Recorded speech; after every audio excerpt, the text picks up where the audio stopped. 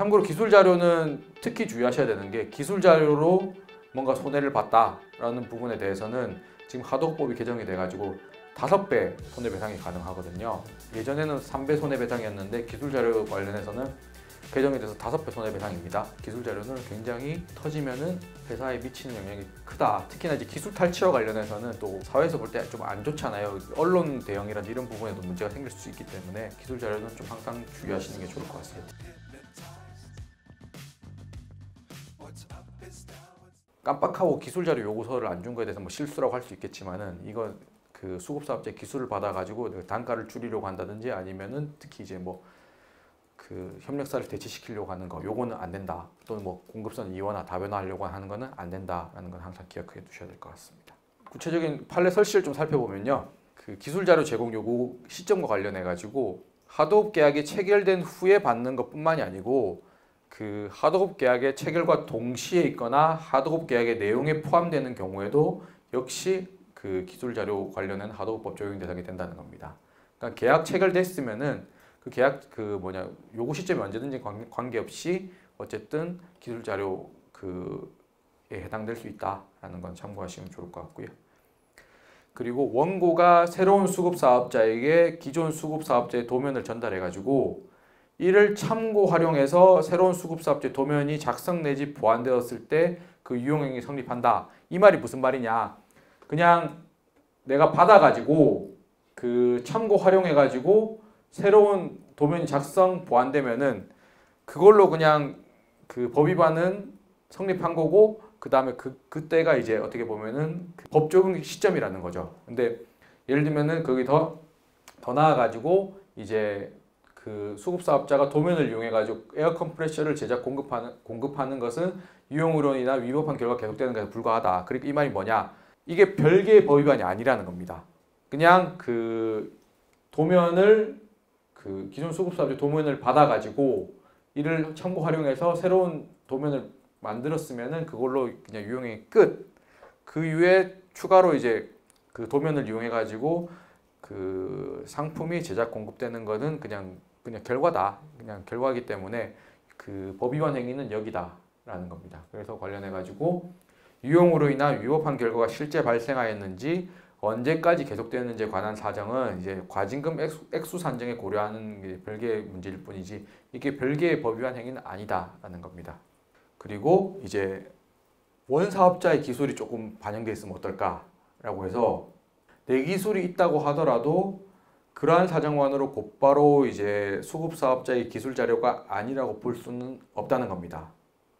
그리고 이와 관련해 가지고 그 수급 사업자가 고유의 기술과 노하우를 투여해서 원 사업자의 기술을 해당 부품에 적용될 수 있게 한 경우에는 이건 수급 사업자 기술 자료다. 그러니까 원 사업자의 기술이 가미돼 있다고 하더라도 그리고 이때 가미된 수급 사업자의 기술과 노하우가 원 사업자 또는 제3자가 보유함으로써 얻게 되는 상당한 이익이 있거나 보유하기 위해서 상당한 비용이 소요되는 정도의 유용성과 경제적 가치가 있는 것이라면은 그것이 거래의 대상이 될 수 있을 정도의 독자적인 가치를 가지지 않아도 무방하다는 겁니다. 그러니까 이 기술이 뭔가 거래의 대상이 아니더라도 뭔가 노하우만 있더라도 그러니까 뭐 유용하면은 경제적 이게 노하우가 탑재됐을 때 뭔가 경제적 가치가 있는 거라고 하면은 그게 기술 자료다라는 겁니다. 그래서 기술 자료 범위가 굉장히 넓죠. 그래서 이 사건 하네스 도면과 별도로 더 상세한 제작 도면이 존재한다고 하더라도 그 상세한 도면이 있지만은 어쨌든 그 하네스 도면이 곧바로 기술 자료에 해당하지 않게 되는 건 아니다. 승인도라고 해서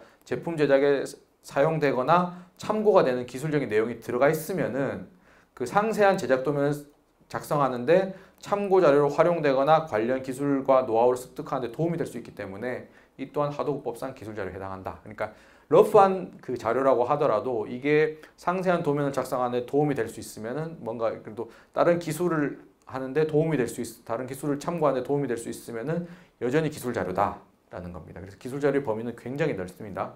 그 이제 관련해 가지고 기술 자료 관련 사례 시사점을 이제 마지막으로 살펴보겠습니다. 기술 자료 판단 시 이제 비공지성은 요건이 아니에요. 그냥 비밀로 관리되기만 하면 됩니다. 그러니까 예를 들면 뭐 공개된 자료라고 하더라도 이게 비밀로 관리되고 있었다라고 하면은 기술 자료에 해당될 수 있습니다.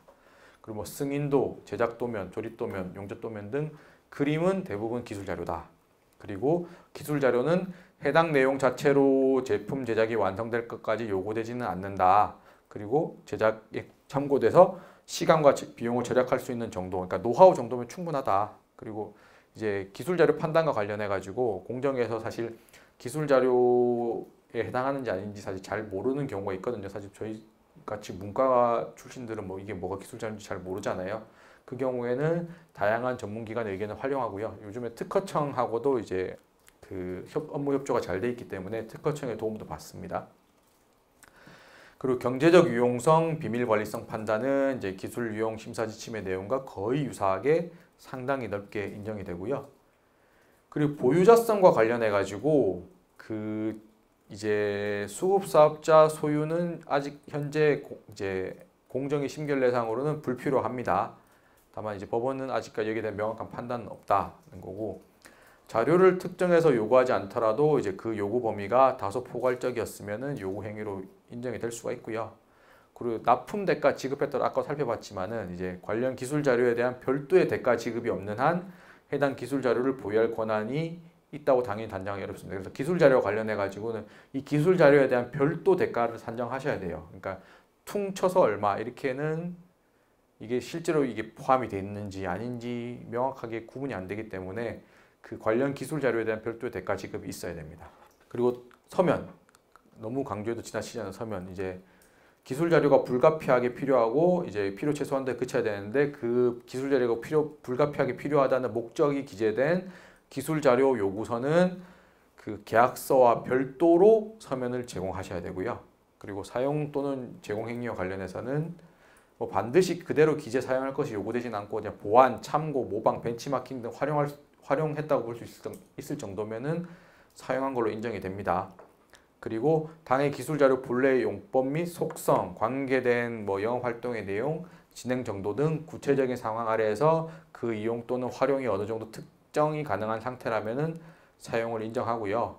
그리고 뭐 결과적으로 공급처 변경하지 않고 뭐 현실적으로 수급사업자에게 피해 발생하지 않았다고 하더라도 부당하게 사용됐으면은 사용 성립이 인정합니다. 그리고 뭐 검찰이 혐의 없으면 사실 그 형사처벌은 고의가 있기 때문에 고의 범위이기 때문에 고의가 없어서 불기소 처분할 수는 있거든요. 그런데 그 행정벌은 고의를 요구하지 않기 때문에 법원은 이에 구속받지 않습니다. 그래서 간혹 이제 행정 처분이 적법하다고 하더라도 검찰에서 무죄가 나오는 경우가 있는데, 그러니까 무죄라기보다 이제 불기소 처분이 나오는 경우가 있는데 이때는 이제 고의 여부에 따라 가지고 형사벌은 고의가 필요하기 때문에 이런 차이가 있을 수는 있습니다. 그리고 과징금 산정과 관련해서 이제 아까 살펴본 것처럼 제3자가 이를 참고 활용하면 유용행위는 종료되는 거예요. 그래서 해당 종료 시점에 과징금 고시 법이 적용되는 겁니다. 그 뒤에 뭐 제품을 제작했다고 하더라도 그 위법행위가 계속 되는 건 아니고 유용행위는 그때로부터 종료된다고 보시는 거고, 위반행위 유형별로 하나의 과징금을 산정합니다. 그러니까 기술 유용행위가 여러 행위가 있어요. A 업체에 대한 뭐 기술자료 유용행위, B에 대한 기술자료 유용행위가 있다고 하면은 이건 모두 기술자료 유용행위라는 동일한 위반행위 유형이기 때문에 각 행위에 대해서 따로 과징금 산정을 안 하고 그냥 퉁 쳐가지고 이 기술자료 유용행위라는 법위반 행위에 대해서 그냥 하나의 과징금을 산정한다라는 게 법원의 입장입니다. 그리고 처분시효와 관련해서 말씀드린 것처럼 이제 지난주에 말씀드렸죠. 이제 분쟁 조정 절차에 이첩한 기간은 처분시효 3년에 고려하지 않는데 그 기술자료 제공 요구 위반 행위 역시 마찬가지로 이제 처분시효 산정에는 그 분쟁 조정 절차 이첩한 기간은 포함이 안 되지만은 조사 개시 대상이 거래가 끝난 날부터 7년이다.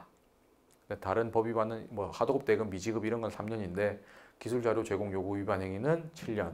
요거는 꼭 기억해 두시면 좋을 것 같습니다. 그리고 손해배상 청구와 관련해 가지고 하도급법상 처분시효가 도과되어도 너무 당연하게 민사상 소멸시효가 도과되지 않았으면은 민사상 손해배상 청구는 당연히 가능하고요. 이제 법원은 이제 기술자료 요구 유용행위와 관련해 가지고 손해 발생은 인정되지만은 그 산정이 어려운 경우에는 직권으로 손해 인정이 가능합니다. 그리고 최대 5배까지 징벌적 손해배상이 기술 유용 유출행위, 기술 탈취행위에 대해서는 가능하다는 점은 꼭 참고하셔야 될 것 같습니다. 이게 과징금보다 이게 더 셀 수가 있으면 손해배상이.